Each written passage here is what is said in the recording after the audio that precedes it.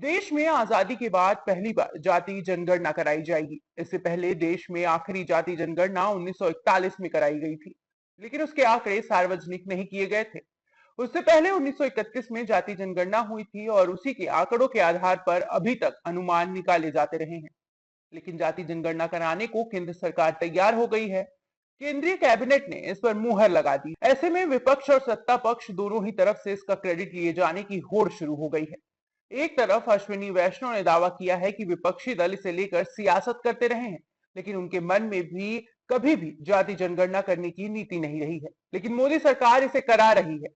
तो दूसरी तरफ तेजस्वी यादव का कहना है कि ये उनकी पार्टी की 30 साल से नीति थी, जिसके दबाव में सरकार झुकी है।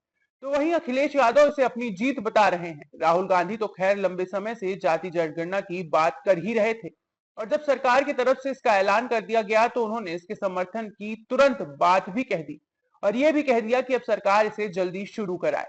बाद में 50% आरक्षण की जो सीमा तय की गई है उसे भी तोड़ा जाए। साफ है, जाति जनगणना तक ही कांग्रेस रुकने को तैयार नहीं है।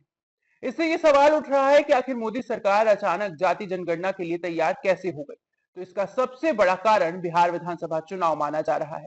वैसे तो बिहार में जाति सर्वे पहले भी हो चुका है, उसके आंकड़े सामने भी आ चुके हैं, लेकिन जिस तरह से इस सर्वे पर सवाल उठ रहे हैं, उसके बाद कांग्रेस की तरफ से एक बार फिर बिहार में जाति जनगणना कराए जाने की बात कही जाने लगी थी, और कांग्रेस की अपील काम करते हुए भी दिख रही थी। बिहार की सियासत वेब से भी जातियों पर टिकी हुई है, और कई जातियां ऐसी थी जो जाति सर्वे पर शक कर रही थी। ऐसे में भारतीय जनता पार्टी को भी इस बात का एहसास था कि ये जातियां कांग्रेस के पक्ष में एकजुट हो सकती हैं, और बीजेपी किसी भी कीमत पर बिहार की सत्ता से दूर नहीं रह सकती। इसलिए कांग्रेस के बड़े मुद्दे को चुनावी मुद्दा बनने से रोकने की कोशिश बीजेपी ने पहले ही शुरू कर दी, और जाति जनगणना की डिमांड को स्वीकार कर लिया।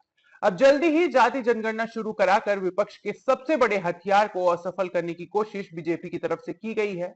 वैसे बीजेपी की तरफ से इसका क्रेडिट लिए जाने की कोशिश भी शुरू हो गई है, लेकिन कांग्रेस और विपक्ष ये सवाल कर रहा है कि 3 साल पहले ही संसद में बीजेपी सरकार के मंत्री ऐलान कर रहे थे कि जनगणना तो कराई जाएगी, लेकिन जाति जनगणना नहीं होगी।